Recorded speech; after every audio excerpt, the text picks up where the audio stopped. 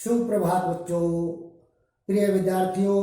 आज की कक्षा में हम पद परिचय का अध्ययन करेंगे। इसमें हम सबसे पहले शब्द और पद में अंतर समझते हैं।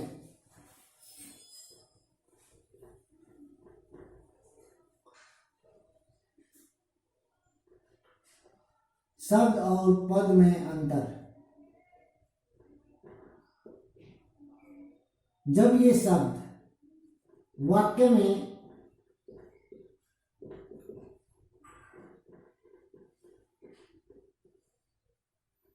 प्रयोग कर दिया जाता है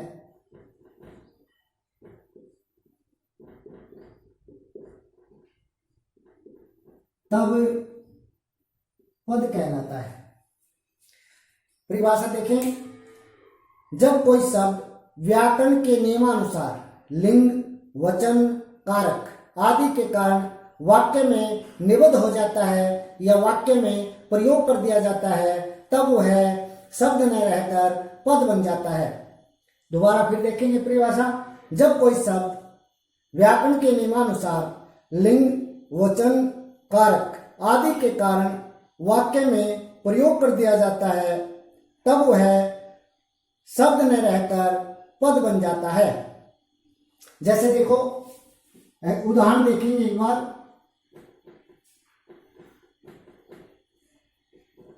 मैंने यहां तीन वाक्य लिखे, तीन शब्द लिखे, सॉरी। मोहन, सोहन, सुलेख और लिखता।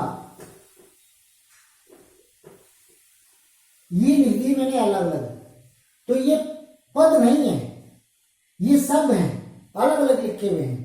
जब हम इन तीनों को वाक्य में प्रयोग कर देंगे, सोहन, सुलेख, लिखता है। अब ये यहां तीन पद बन गए।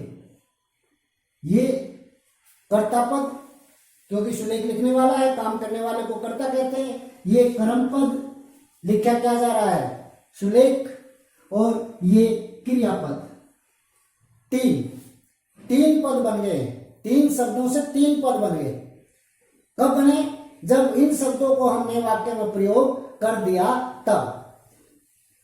ये तो था शब्द और पद में अंतर। अब देखिए पद परिचय क्या होता है। पद परिचय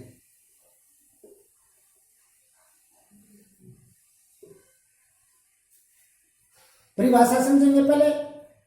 वाक्य में प्रयुक्त प्रत्येक पद का व्याकरणिक दृष्टि से, वाक्य में प्रयुक्त प्रत्येक पद का व्याकरणिक दृष्टि से पद परिचय, अलग अलग परिचय देना।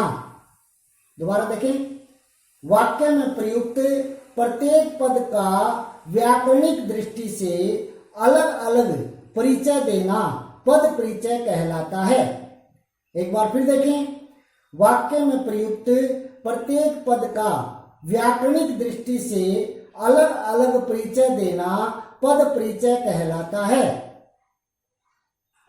अब पद परिचय कौन कौन से शब्दों का दिया जाता है, कौन कौन से पद हैं जिनका परिचय दिया जाता है, तो वे पद कुल मिलाकर 9 हैं, जिनमें 4 विकारी और 5 अविकारी। देखो कौन कौन से हैं।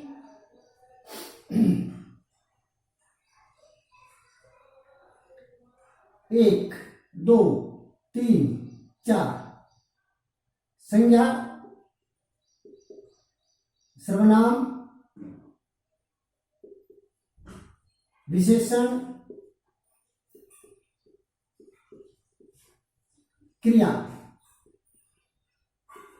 ये चार पद विकारी हैं, क्योंकि इनमें लिंग, वचन, कारक आदि के कारण बदलाव हो जाता है। कौन से पद हैं ये विकारी? कौन कौन से? संज्ञा, सर्वनाम, विशेषण, क्रिया। इनमें लिंग, वचन, कारक आदि के कारण बदलाव आ जाता है, इसलिए ये विकारी पद हैं। आगे देखें 5, 6, 7, 8, 9 क्रिया विशेषण।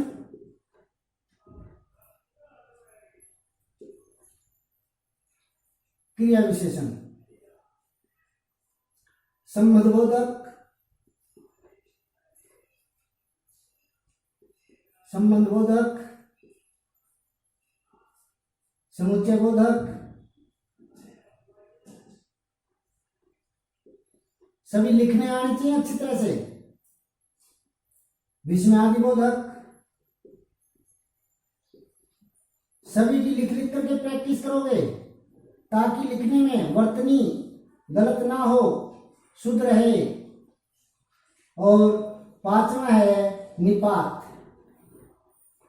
ये जो 5 हैं, ये 4 हैं और ये 5 हैं। ये जो 5 हैं ये हैं अविकारी या अव्यय, अविकारी या अव्यय पद। क्लियर यहां तक? इन 9 का 4 विकारी और 5 अविकारी, इन 9 का परिचय दिया जाता है। इनके अलावा और किसी का भी परिचय नहीं दिया जाता। एक चीज और ध्यान रखनी है, जो संज्ञा है ना, संज्ञा, इस संज्ञा के विकार होते हैं, विकार। संज्ञा के 3 विकार हैं। संज्ञा के कितने विकार हैं? 3। देखो, लिंग, वचन और तीसरा है कारक। ये संज्ञा के तीनों क्या हैं? विकार हैं। संज्ञा के 3 विकार हैं, लिंग, वचन, कारक। क्योंकि पद परिचय जब देंगे तो हमने लिंग भी बताना होता है, पुल्लिंग है या स्त्रीलिंग है, वचन भी बताना होता है, एक वचन है या बहुवचन है, और कारक भी बताना होता है, कर्ता कारक है, कर्म कारक है, कर्ण कारक है, संप्रदान कारक है, अपादान कारक है, संबंध कारक है, अधिकरण कारक है, कौन सा कारक है। तो इसलिए इनकी जानकारी होना भी बहुत जरूरी है।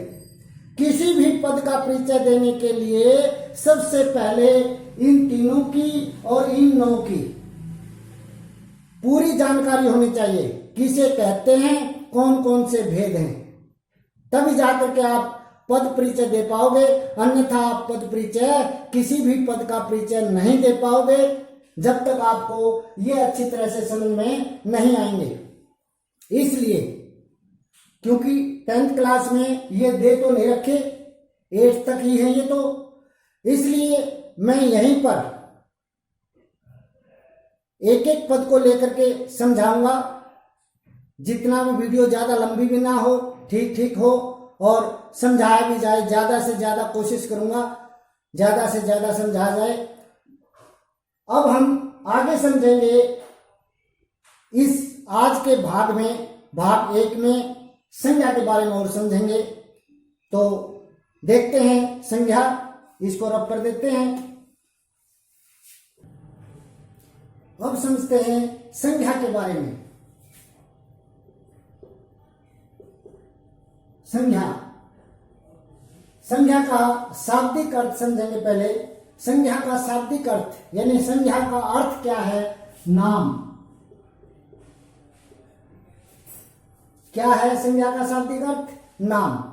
किसी परिभाषा देखें, जिन विकारी शब्दों से, क्योंकि संज्ञा, सर्वनाम, विशेषण, क्रिया ये चारों विकारी में आते हैं। जिन विकारी शब्दों से किसी व्यक्ति, वस्तु, स्थान, पदार्थ, भाव आदि के नाम का बोध हो उसे संज्ञा कहते हैं। जिन विकारी शब्दों से किसी व्यक्ति, वस्तु, स्थान, पदार्थ, भाव आदि के नाम का बोध हो उसे संज्ञा कहते हैं। जैसे देखो, पानीपत, यमुना, रमेश, लड्डू,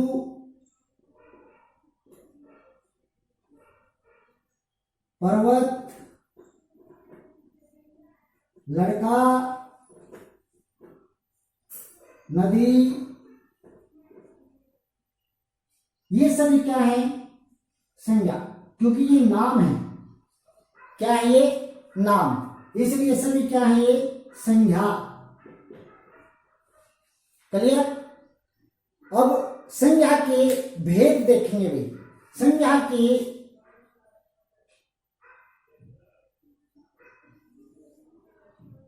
मुख्य भेद,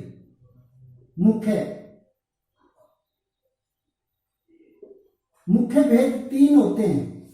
संज्ञा के मुख्य भेद कितने होते हैं? 3। व्यक्तिवाचक,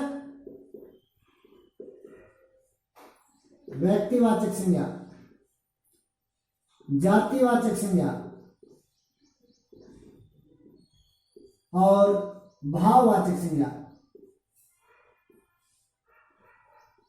संज्ञा के 3 भेद हुए मुख्य, व्यक्तिवाचक, जातिवाचक और भाववाचक। गौण भेद, गौण या अन्य भेद, ये 2 होते हैं। गौण या अन्य भेद कितने होते हैं? 2। द्रव्यवाचक और समूहवाचक। समूहवाचक को समुदायवाचक भी कह सकते हैं। समूहवाचक, ये 2 भेद होते हैं अन्य या गौण। सबसे पहले मुख्य भेद समझेंगे। व्यक्तिवाचक संज्ञा, संज्ञा की परिभाषा में हमने किसका नाम लिया था? जिन विकारी शब्दों से। अब ये किसके भेद हैं? संज्ञा के। और संज्ञा किसका भेद था? विकारी का। तो जिसकी परिभाषा देनी है तो उसमें उसी के पिता का नाम लेना है। संज्ञा के पिता तो थे विकारी, विकारी शब्द मानते हैं वो। और व्यक्तिवाचक, जातिवाचक, भाववाचक, द्रव्यवाचक और समूहवाचक, इसके पिता कौन है? संज्ञा। तो इनकी जब परिभाषा देंगे तो संज्ञा का नाम लेंगे। परिभाषा देखें, जिन संज्ञा शब्दों से किसी विशेष, इसकी विशेषता क्या है व्यक्तिवाचक की कि इसके अंदर विशेष शब्द लगा होता है। विशेष शब्द इसमें लगा होता है। जिन संज्ञा शब्दों से किसी विशेष व्यक्ति, वस्तु, स्थान, पदार्थ आदि के नाम का बोध हो उसे व्यक्तिवाचक संज्ञा कहते हैं। दोबारा परिभाषा फिर समझें। जिन संज्ञा शब्दों से किसी विशेष लगाना बहुत जरूरी है इसमें, किसी विशेष व्यक्ति, वस्तु, स्थान, पदार्थ आदि के नाम का बोध हो उसे व्यक्तिवाचक संज्ञा कहते हैं। जैसे देखो भाई, स्थान विशेष बोल दिया हमने। एक तो बोला हमने शहर, एक लिख दिया यहां पर रोहतक, तो रोहतक तो विशेष नाम है शहर का, इसलिए व्यक्तिवाचक है। हमने नदी बोला, नदी जाती है, लेकिन नदी में हमने गंगा बोल दिया तो ये विशेष नाम है। पर्वत बोला, पर्वत जाती है, लेकिन हमने हिमाचल पर्वत बोल दिया, हिमाचल या हिमालय, हिमाचल या हिमालय, तो ये सभी क्या है? विशेष नाम है। हमने लड़का बोला, लड़का जाती है लड़का, लेकिन किसी लड़के का नाम ले दिया सुरेश, तो सुरेश क्या हुआ? विशेष नाम है, इसलिए क्या हुआ? व्यक्तिवाचक। हमने फल बोल दिया, फल तो जाती है, फल में हमने नाम ले दिया केला, तो एक विशेष फल का नाम है केला, विशेष का नाम है ना, इसलिए किसमें आ गया? व्यक्तिवाचक में। क्लियर है? आगे देखो जातिवाचक। अब जातिवाचक की संज्ञा का भेद है। जिन संज्ञा शब्दों से किसी एक पूरी जाति का बोध हो, यानी पूर्ण जाति का बोध हो, जिन संज्ञा शब्दों से किसी एक पूरी जाति का बोध हो उसे जातिवाचक संज्ञा कहते हैं। जैसे देखो भाई, जाति नदी, पर्वत, पशु, मनुष्य एक जाति है, शहर, फल, ये सभी क्या है? एक जाति है। लड़का एक जाति है लड़का, आदमी एक जाति है, औरत एक जाति है। ये सभी एक पूरी जाति का बोध करा रहे हैं, इसलिए ये सभी जातिवाचक के भेद हैं। क्लियर? आगे देखें भाववाचक। जिन संज्ञा शब्दों से किसी व्यक्ति या वस्तु के, ध्यान से समझना, जिन संज्ञा शब्दों से किसी व्यक्ति या वस्तु के गुण, दोष, रंग, रूप, आकार, भाव आदि का बोध हो उसे भाववाचक संज्ञा कहते हैं। दोबारा फिर समझेंगे। जिन संज्ञा शब्दों से किसी व्यक्ति या वस्तु के गुण, दोष, रंग, रूप, आकार, भाव आदि का बोध हो उसे क्या कहते हैं? भाववाचक संज्ञा। उदाहरण देखें, जैसे देखो बच्चा है तो बच्चे का भाव क्या होगा? बचपन। अपना है, अपनापन, अपना से अपनापन। कड़वा है, कड़वाहट। मीठा है, मिठास। चिकना है, चिकनाहट, चिकनाहट। मोटा है, मोटापा।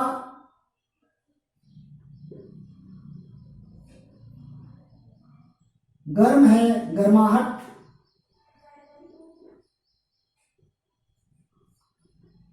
शिशु है, शैशव।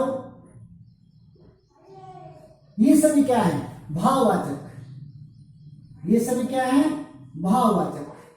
किसी भी व्यक्ति के गुण, दोष, रंग, रूप, आकार, भाव आदि का बोध कराने वाले संज्ञा शब्दों को भाववाचक संज्ञा कहते हैं।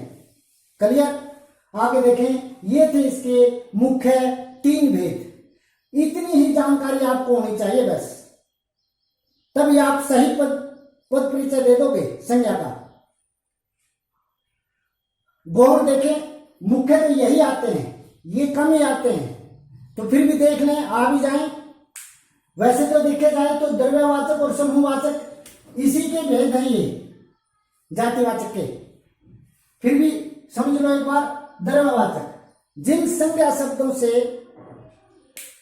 किसी तरल पदार्थ या पदार्थ और धातु का बोध हो, जिन संज्ञा शब्दों से पदार्थ और धातु का बोध हो उसे द्रव्यवाचक संज्ञा कहते हैं।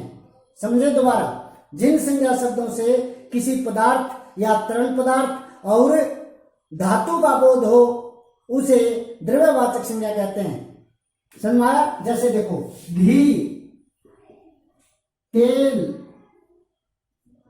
सोना, चांदी, लकड़ी, मिट्टी, ये सभी क्या है? पदार्थ और धातु। सोना, चांदी, लोहा, तांबा धातु हैं, बाकी ये पदार्थ हैं। घी है, तेल है, तरल पदार्थ और मिट्टी सामान्य पदार्थ में आ गया है। ये सभी द्रव्यवाचक में आएंगे। गौण भेद है, अंतिम भेद समूहवाचक। 2 ही भेद हैं, द्रव्यवाचक और समूहवाचक। जिन संज्ञा शब्दों से किसी व्यक्ति या वस्तु के समूह का बोध हो, क्या परिभाषा है? जिन संज्ञा शब्दों से किसी व्यक्ति या वस्तु के समूह का बोध हो उसे समूहवाचक संज्ञा कहते हैं। जैसे देखें, कक्षा, कक्षा में किसका समूह है? छात्रों का, बच्चों का। सेना, सेना में किसका समूह है? सैनिकों का। गांव, गांव में किसका समूह है? घरों का। वन, वन में किसका समूह है? पेड़ों का। गिड्डी, गड्डी, गिड्डी नहीं, गड्डी, गड्डी में किसका समूह है? पैसों का। समझ में आ गया? तो ये थे समूहवाचक संज्ञा। क्लियर? इतना ही समझ लोगे, इतना ही आपको याद हो जाएगा, काफी है संज्ञा का पद परिचय देने में। इसके साथ साथ संज्ञा के विकार जरूर याद होने चाहिए, वो भी समझाएंगे। पहले तो आज संज्ञा हो गया है, आगे सर्वनाम विशेषण देखेंगे। तो आज की कक्षा में इतना ही। उम्मीद करता हूं आपको अच्छे से समझ में आ गया होगा। किसी को अगर नहीं भी समझ में आए तो वह डाउट ले सकता है लाइव क्लास में। धन्यवाद।